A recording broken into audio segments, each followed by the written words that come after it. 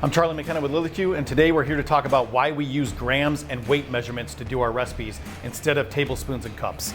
You have these tablespoons, they're a third, they're a half. You have a third cup, a half cup, a quarter cup. You're trying to combine recipes or you're trying to make the recipe bigger. You always have the issue of doing fractions and decimal points if you want to get into that.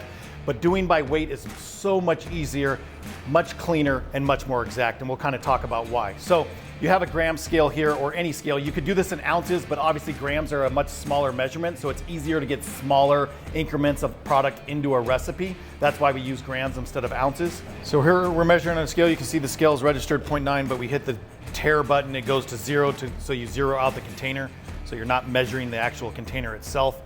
If you took some of our seasonings and you were making something with them, as soon as you start to put the Q-Rub in, you can see the scale starts to, the Carolina dirt, you'll see the rub starts to register. That's the first ingredient. You can hit tare and go back to 0.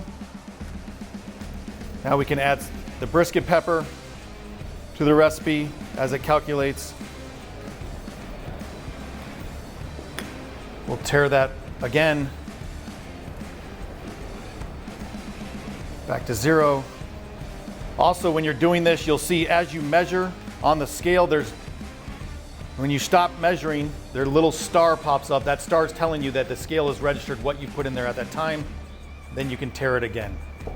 So as you tare each spice, you'll see as you can tare each ingredient in the recipe, it goes to 0. The 4 main reasons we do recipes in grams is exactness, less waste, and less dishes to do. Obviously, it makes it for a chef more exacting so we can get in a nice pinch, as well as we can scale the recipe up or down very easily. And that's why at Lillie's Cube we do all the recipes in grams. For more tips, recipes, and products, please follow us at lilliesq.com, or you can see our YouTube or Instagram pages.